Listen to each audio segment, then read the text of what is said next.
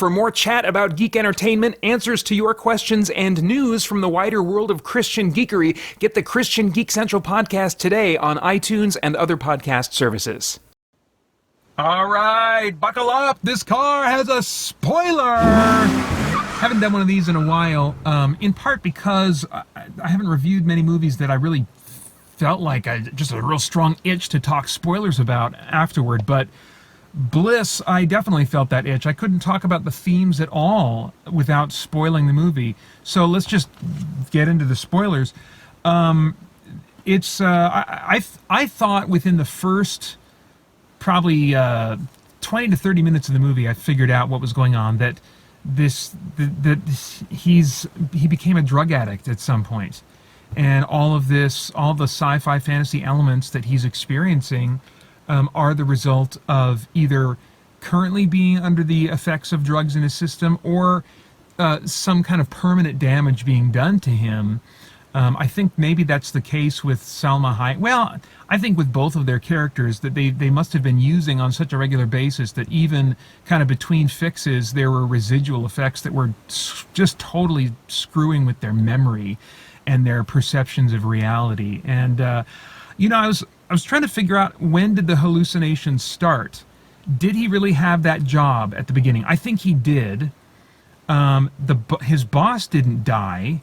So the first time we actually see him being exposed to the drugs is when Salma Hayek in the bar slips one into his drink. And so the events before that, where he gets fired and his boss hits his head on the table, getting fired probably happened if he did have that job. And I think the job probably was real.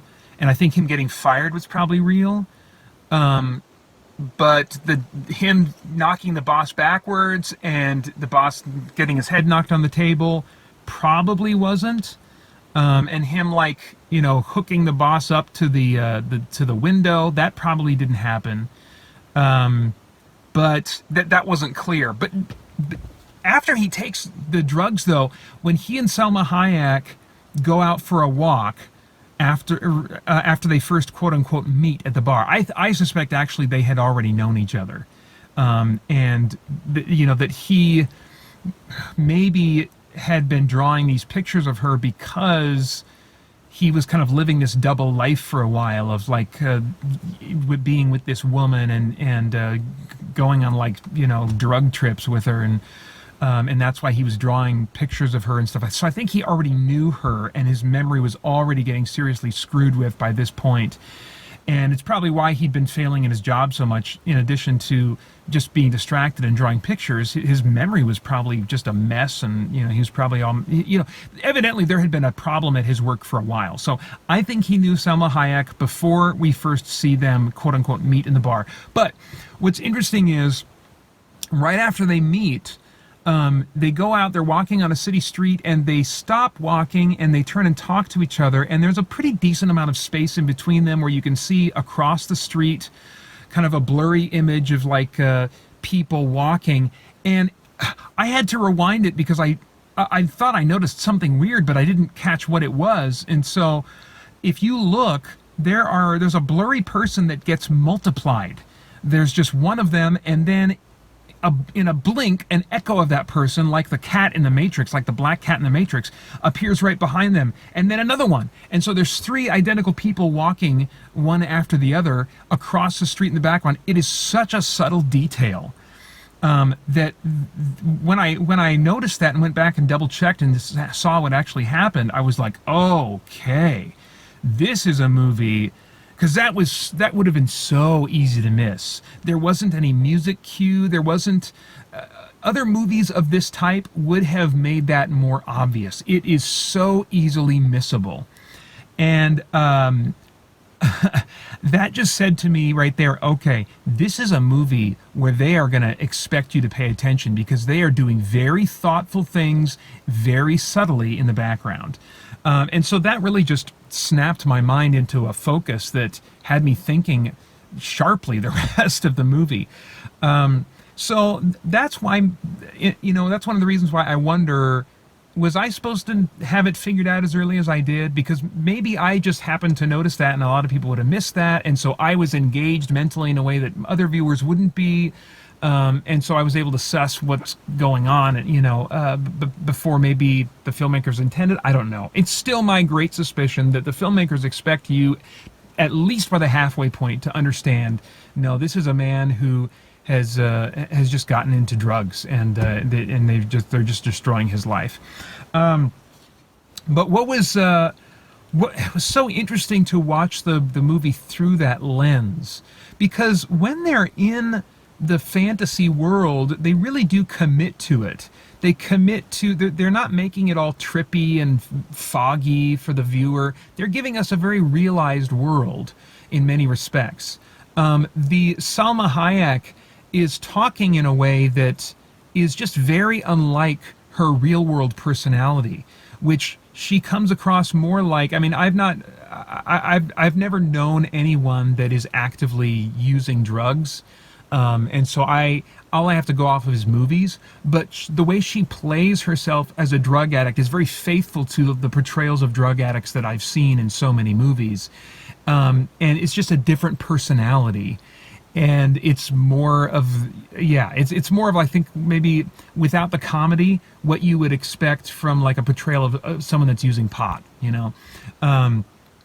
and then to see her as a doctor in the fantasy world, in the drug-induced world, she just carries herself differently and stuff, and so you just wouldn't expect that in most movies of this type. So that was really interesting.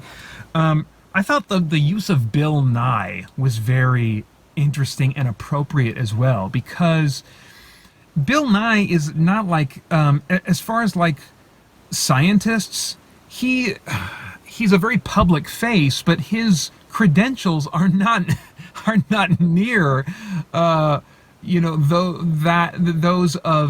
those who are actually moving the field forward, moving the fields of science forward. He is largely someone that popularizes scientific things for the popular audience. I mean, he's famous for being the face of a kids show, Bill Nye the Science Guy, right? And yes, I mean, he's done some debates and stuff like that, and but he's still much more of like a public figure than he is actually a highly credentialed and respected scientist who's really moving his field forward. And so, but yet in this movie, he was treated as though he is this very significant person in the scientific community, among his fellow scientists. And that just would not be the case for Bill Nye. But that could be the perception of Bill Nye from the uneducated layperson. Someone that is just going to get caught up in being deceived by the world so much that they find themselves giving into drugs and just a lifestyle of pursuing fixes and drug addiction and stuff like that. So I think that, for the common uneducated person that's just given up on seeking truth and they are just pursuing pleasure through drugs or whatever else it might be, that makes so much sense. And I have to believe that Bill Nye understood that was kind of like the role he was playing in here, was like he is what an ignorant person would think of as a really great mind and leading thinker in the scientific community, but he would know that he's not. It just doesn't, so I, although I've seen Bill Nye say some things and promote some ideas that I'm like, ugh, man, that is just not truth, and it's a bummer to hear him promoting that. I have to tip my hat to him for what I assume is some humility on his part, recognizing that he is, he's recognizing here, I am not a pillar of the scientific community, but to these characters, it makes sense that they would think I am and perceive me that way. So just a fascinating choice to have Bill Nye in that role. I appreciated the note that it ended on, with him kind of giving up that world, and he's in that rehab group, and the last line well, it's actually not the last line, because there is a scene with him and his daughter after that. But the last line in that rehab group, he just takes out this picture. It takes forever for him to get the words out. Made it all the more dramatic and emotional for me. And he's got that picture of his daughter, and I thought he was going to say, this is my daughter, and I'm here to do this for her. But no, he doesn't say that. He says, this woman says that she's my daughter, and I believe her. Man, what a powerful moment, because he's still in the thick of the brain damaged fantasy. He's there at that rehab group and maybe still almost equally convinced that the hallucinations are the real world. But he's kind of gambling and saying, this doesn't make sense in so many ways, but I'm going to pursue this. I think this is the truth, and this is what I want to embrace. And what a powerful moment for his character to be still so much on the edge there, still so much wanting to embrace the fiction and the hallucination and the bliss that he's been pursuing. And yet the tug of reality, and also the felt responsibility as her father, is at war with him and is leading him to take those first steps, And so, I mean, I cannot fathom what it's like to be in that kind of position, to be in that kind of addiction that is not just an addiction, but one that warps your sense of reality altogether.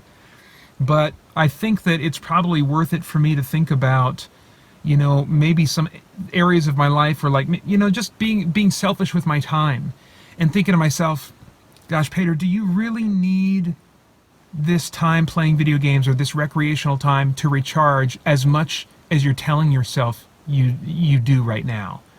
Sometimes it's hard for me to tell. Sometimes I'm like, yes, I definitely just need to recharge and I need to do this. But sometimes I wonder, am I just babying myself right now?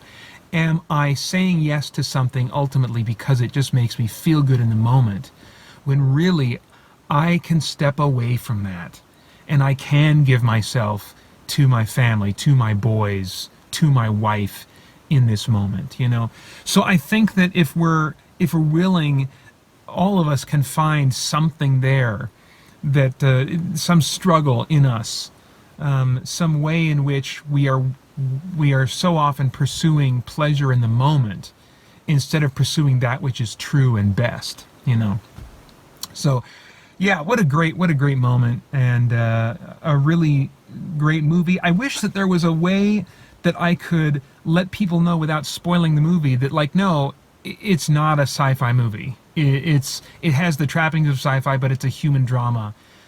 Because I don't want people to be disappointed based on the trailer.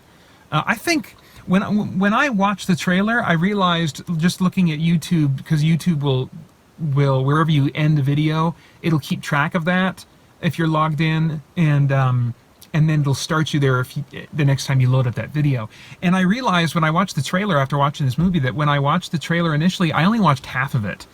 And I remember doing that because I was like, oh, this is a movie about questioning reality. Stop the trailer. I do not want to be spoiled, And I'm really glad that I did stop it, because I think the trailer it would have spoiled it for me, and maybe for a lot of other people too. But yeah, I think you could also get the impression potentially from the trailer that it's going to lean much more into the question of, is it or isn't it reality? Is it or isn't it?